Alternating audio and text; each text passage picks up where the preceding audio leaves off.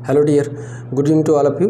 तो डियर, जो मैं वैक्सीन का जो क्लास का जो सीरीज़ चला रहा हूँ उसमें कई सारे वैक्सीन के बारे में हमने क्लास में बता चुका हूँ।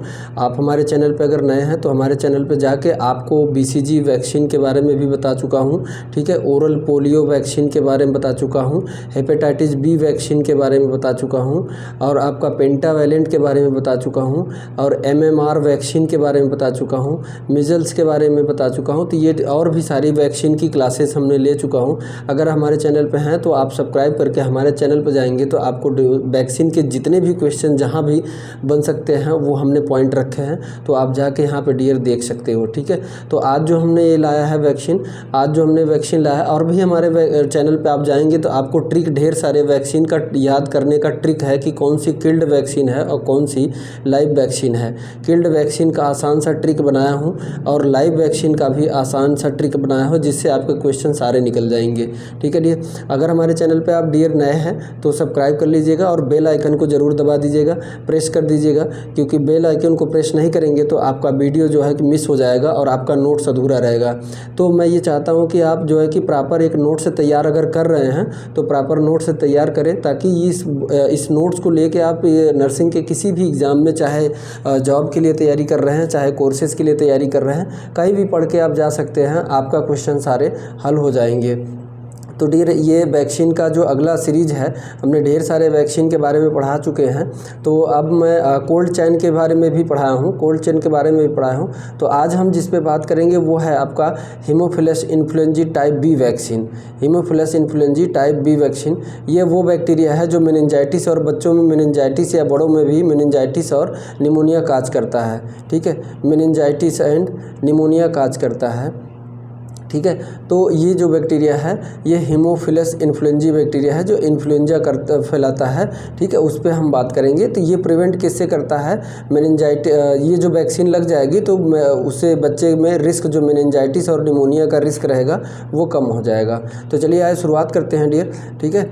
आप देखिए ये क्या होता है, इसमें ये वैक्सीन क्या होता है कि ये प्रिवेंट करता है इन्फ्लुएंजा से। इन्फ्लुएंजा यानी कि ये काज करता है मेनिंजाइटिस और निमोनिया अंडर 5 चिल्ड्रेन, यानी कि 5 साल से कम उम्र के बच्चों में निमोनिया और मेनिंजाइटिस काज हो जाए, इसके लिए हम हेपेटाइटिस और haemophilus influenza type B vaccine देते हैं।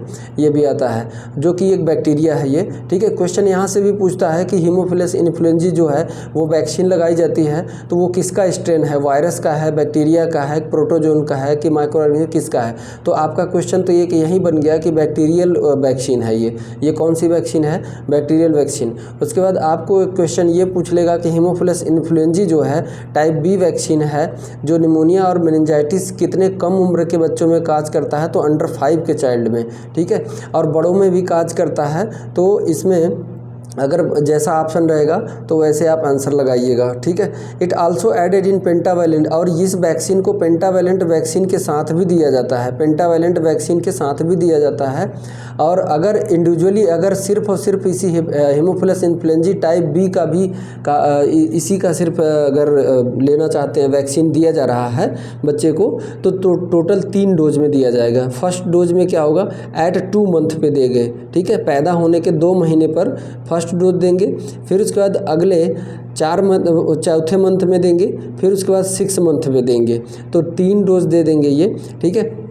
तो उसके बाद ये बूस्टर डोज इसको देते हैं बच्चे को 12 से 18 मंथ ऑफ एज, यानी कि 12 से, यानी 1 साल के बाद जो है, और 1.5 साल के बीच में दे सकते हैं, ठीक है। वॉल्यूम या अमाउंट की बात करें तो 0.5 ml देते हैं, ठीक है। कहाँ पे देते हैं, इंट्रामस्कुलर देते हैं, इंट्रामस्कुलर। और कहाँ पे, वास्टस लैटरलिस मसल्स में, ठीक है। कहाँ पे देते हैं, आइए देखते हैं। देखिए साइट, यानी कि साइट कहाँ देते हैं, ठीक है। साइट की अगर बात करें तो साइट में कहाँ देते हैं, anterior lateral mid thigh of leg, जैसे कि वास्टस लैटरलिस। देखिए ये वास्टस लैटरलिस है जो बाहर साइड पे होता है। देखिए इस वाले फिगर में देखिए वास्टस लैटरलिस, और इस वाले फिगर में देखिए ये बच्चे का ये घुटना है, घुटने से ये साइड में ये है वास्टस लैटरलिस मसल। और अगर यहाँ फिगर में देखना चाहते हैं, इस वाले फिगर में, तो देखिए ये साइड वाला, ये सामने वाला नहीं, ये साइड वाला, ये वाला है, ठीक है, ये वास्टस लैटरलिस मसल है। तो ऐसे ही बच्चे के वास्टस लैटरलिस मसल्स में वेरी वेरी मोस्ट इंपॉर्टेंट है, क्वेश्चन यहाँ से पूछा जाता है कि उस मसल्स का नाम बताइए जहाँ पे हीमोफिलस इन्फ्लुएंजा टाइप बी का वैक्सीन, ढेर सारी वैक्सीन जो है कि बच्चे को पैदा होने के बाद BCG भी यहीं पे दिया जाता है, पेंटावलिन भी यही दिया, मतलब कि जो बच्चे को पैदा होने के बाद से लेके 6 महीने के अंदर जो दिया जाता है वो वास्टस लैटरलिस मसल्स में ही दिया जाता है। एंटीरियर लैटरल मिड थाई में, वो भी लेफ़्ट लेग में दिया जाता है, ज़्यादातर लेफ़्ट लेग में, ठीक है। तो ये साइट हो गया डियर। उसके बाद अगर हम बात करेंगे तो आगे इसका जो है कि स्टोर कितने टेम्परेचर पे किया जाता है, ये स्टोर किया जाता है ILR में, ice line refrigerator, ice line refrigerator, और भी कितने टेम्परेचर पे, +2 डिग्री सेल्सियस से +8 डिग्री सेल्सियस पे। लेकिन ध्यान दीजिएगा इस वैक्सीन को कभी फ्रीज मत कीजिएगा, ठीक है, ऐसे इतने कम टेम्परेचर पे मत रखिएगा, नहीं तो फ्रीज हो जाएगा तो ये ख़राब हो जाएगा।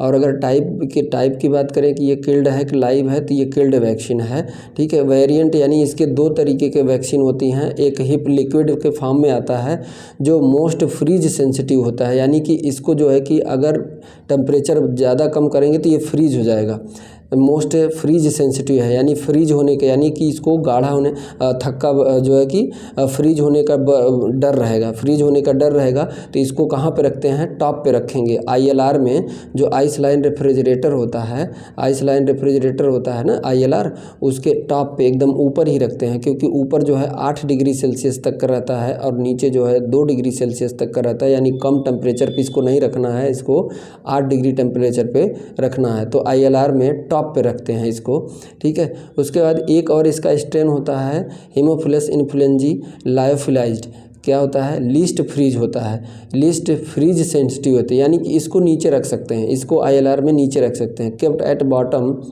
इन ILR, ठीक है।